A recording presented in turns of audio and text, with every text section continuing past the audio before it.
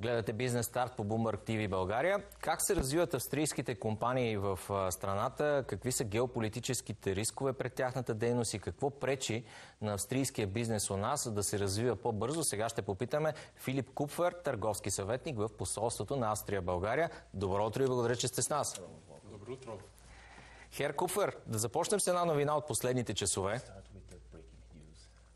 Водещите телевизии съобщиха вчера за проверки в две австрийски компании, които извършват дейност в България, Била и ОМВ. От Министерството на финансите и Националната агенция за приходите опровергаха тази информация и казаха, че се проверяват много други търговци. Но с каква информация разполагате вие? Of course, I will not comment on the very specific cases. We always say that controls by authorities are necessary. They need to be, however, non-arbitrary. They need to be very swift. They need to be not disproportionate. So, in general, we say controls, yes, but under certain circumstances. Of course, we have been in touch with the companies that you mentioned. And we will be so also with our other Austrian members of the business community. Разбира се, не искам да коментирам отделни случаи. Ние, разбира се, приветстваме проверките и като цяло контрола. Стига, разбира се, те да бъдат бързи и да не бъдат непропорционални. Свързахме се, разбира се, с компаниите, които вие споменахте, но все пак мисля, че контролът като цяло е едно хубаво нещо. Какво чухте от представителите на Била и ОМВ в България, от менеджмента? Of course, there was a lot of surprise about the magnitude of the controls. Controls happen every day, that's what we hear, which is a good thing. And the companies also say that, of course, it's necessary. But, of course, the intensity was quite a surprise. Because, for instance, what we hear is that 10% of all OMV filling stations of Bulgaria by OMV have been checked yesterday. Компаниите са били изненадани от проверката и като цяло от мащаба й, защото 10% от бензиностанциите на ОМВ вчера са били проверени. Разбира се, такива проверки се правят всеки ден и те са необходими, но все пак вчерашният мащаб на дейността е бил изненадващ. Да разберем сега как се развиват австрийските компании в България през 2023 година. Какво беше характерно? Of course, when you take a closer look at the figures, you see clearly that they are still very much affected by the geopolitical environment, especially the war, the Russian aggression war in Ukraine. Те бяха засегнати от геополитическата ситуация по целия свят и по-конкретно войната между Русия и Украйна. However, I would like to say that the results are, compared to last year, quite stable. I would even say rather tending towards a positive side, because the negative questions, so the expectations for the next 12 months, are much less negative than last year. So I would say this is already a very positive aspect of the survey. Тяхното развитие беше стабилно и даже бих искал да кажа, че техните резултати останаха стабилни, клонят към позитивното. Освен това, по-малко от тях са настроени негативно относно перспективите за следващите 12 месеца, така че като цяло перспективите се подобряват. If I may add something, also when you take a look at the trade figures of services and also export of goods and also import of goods, last year they are still increasing, despite a very, very dynamic year in 2022, where we see increases of almost 40%, in both directions, exports from Austria to Bulgaria, but also from Bulgaria to Austria.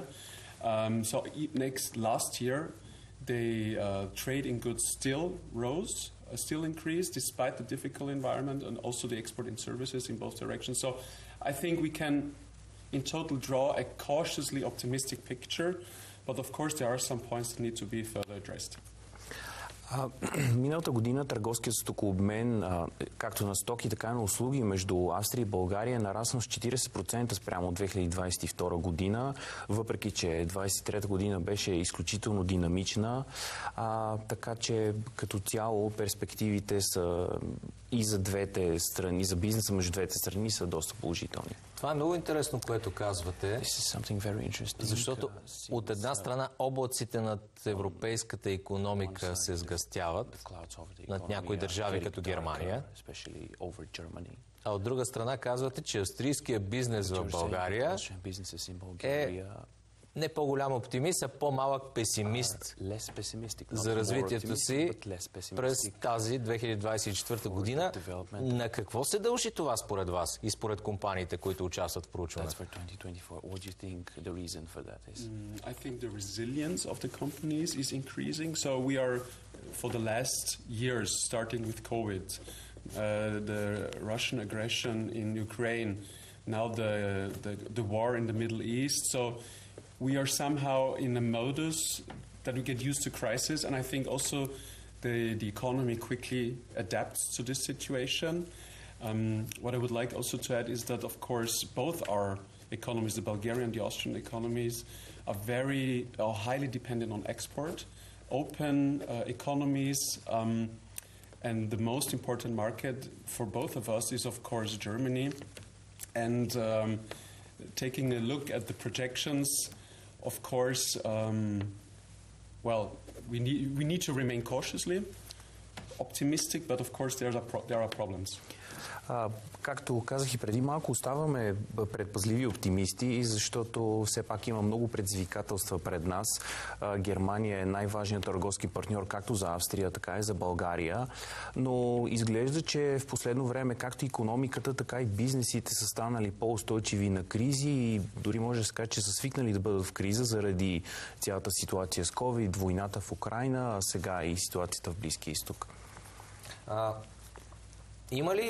Има ли принос за този по-малък песимизъм и факта, че България е на път да прескочи икономическа криза, някакъв спад на икономиката?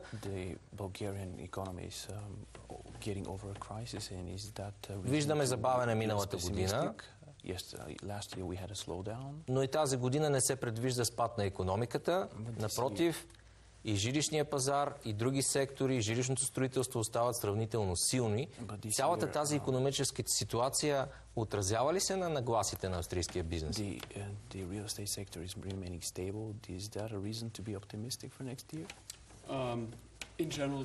Generally speaking, I'm an optimist. And what I hear from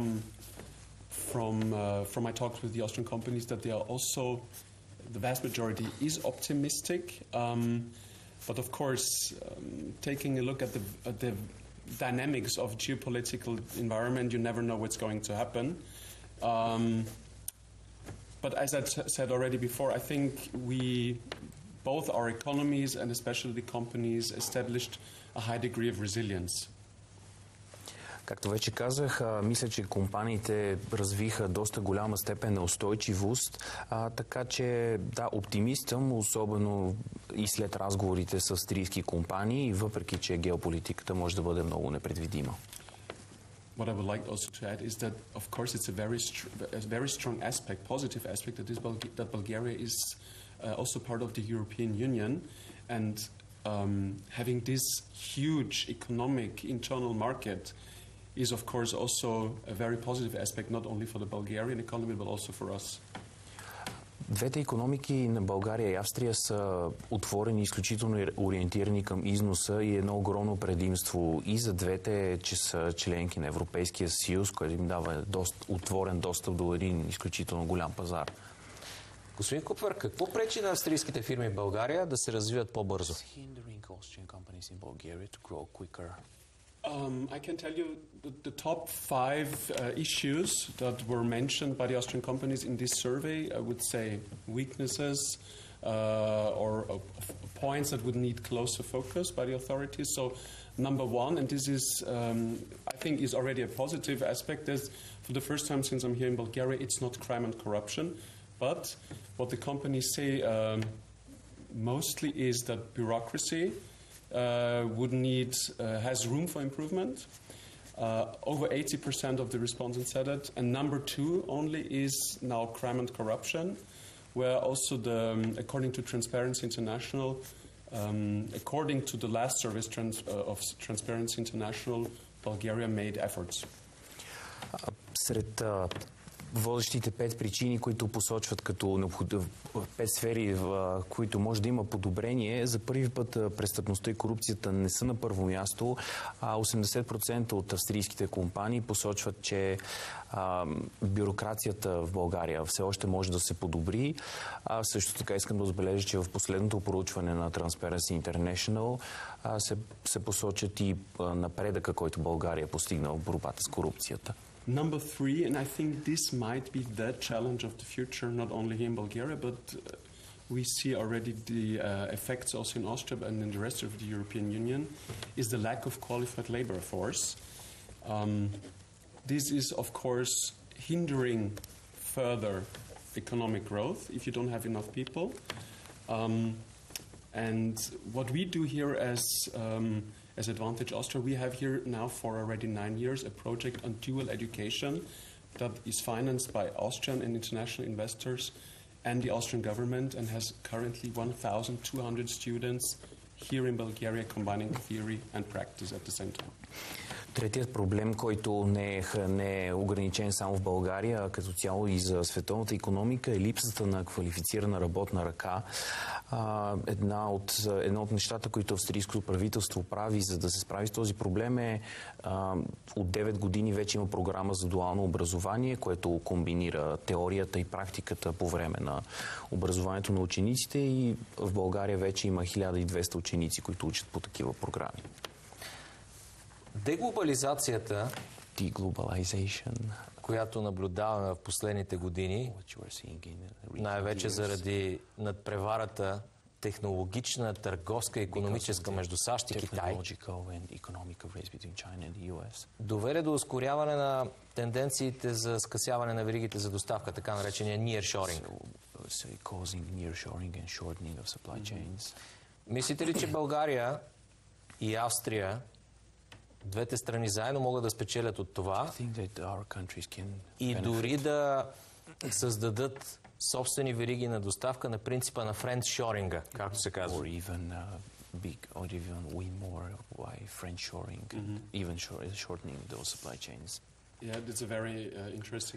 Много интересен въпрос.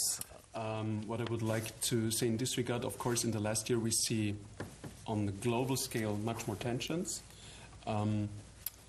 What I can tell you, and I really like the term friendshoring, because Bulgaria and Austria are very close friends, not only bilaterally, but also in this big European family. From my personal experience, I can tell you that per year, my office, and we are 8 people, we have per year 5,200 touch points with Austrian companies per year. So those are emails, calls, meetings. And many of those are concerned the topic of looking for suppliers here in Bulgaria, looking for partnership, looking for acquisition of possibilities. So these can also be the topic of friend and nearshoring, and here are great opportunities for Bulgaria. Всяка година имаме, всъщност за миналата година, нашият екип от 8 души е провел общо, се свързва 5200 пъти чрез имейл и обаждане с австрийски компании, които търсят възможности за придобиване или пък за развиване на нови бизнес партньорства. Но разбира се, мисля, че от този термин френдшоринг и скъсяване на веригите за доставки може да бъде от полза и за България, и за Австрия. Ще попречи ли обаче на този френдшоринг между България и Австрия факта, че България все още не е в Шенген и частичното влизане по море и по въздух ще се отрази ли по някакъв начин на тези връзки между австрийския и българския бизнес? Here you have to differ between different levels. Of course, it's a very political question that needs to be solved also on a political level. the topic, the not accession, the not full accession to Schengen for Bulgaria is not directed against the Bulgarian people. That's what the Austrian government says. But the Austrian government states that the Schengen system as a whole is not functioning properly. If you take a look at the asylum applications for 2022, Austria had over 110,000 asylum requests, not including the Ukrainian citizens. And in 2023, from January to November, 56,000 asylum requests. And Austria is a country surrounded by Schengen countries. So obviously there's an issue here. Това е един политически въпрос, който трябва да бъде разрешен на политическо ниво. Само през миналата година в Австрия имаше 56 000 заявки за убежище от беженци, което изключва украинците. Така че това е всъщност Австрия не е... Решението на Австрия е насочено към това, че Шенген трябва да работи по-добре, а не към българския народ конкретно. И това е във връзка с тези 56 000 заявки. I would like to add something. But I can quote here the position of the Austrian Chamber of Economy, which is by law the legal representation of the Austrian businesses, approximately 600,000 members in Austria. And they state in their press release that they welcome the first step with Air Schengen, but of course further talks are needed, and the Austrian Chamber of Economy, representing the Austrian businesses, is in favor of a full accession of Bulgaria to, and Romania of course, to Schengen, if all conditions are met. Of course, this relates or refers to the point I was stating before, if the Schengen system as such is working properly. Тук е важно да спомена, че Австрийската икономическа камара, която има над 600 000 членове и тя е официалният представител на австрийските бизнеси, нейната позиция е, че тя приветства България и цялостното присъединяване на България и Румъния към Шенген, но пак казвам, че австрийското пространство просто трябва да работи по по-добър начин. So I think the Austrian businesses have a clear position, and that's why calls for boycotts of Austrian companies here in Bulgaria, I think, are not very helpful. Boycotts in general do not lead to solutions, but cause damages, because Austrian companies, Austrian subsidiaries here in Bulgaria are also Bulgarian companies, employing Bulgarian families, paying taxes here, and so on and so forth. Тук също така искам да кажа, че австрийския бизнес ясно показа своята позиция, която е за приемането на двете страни в Шенген. Също така бойкотът не е решение на тези проблеми, защото подразделенията на австрийските компании в България на практика са български бизнеси, от които се изхранват български семейства. Така че това би навредило и на двете държави. Само да кажем на зрителите, вие коментирахте това предложение за бойкот на австрийските стоки и услуги, което направи Васил Велев, председателя на Асоциацията на индустриалния капитал в България. This is a general remark. Of course, we read the comments of Mr. Velev and highly appreciate him as a businessman. I think he has fantastic businesses here. But I can only reiterate what I just said. Boycotts are never a solution.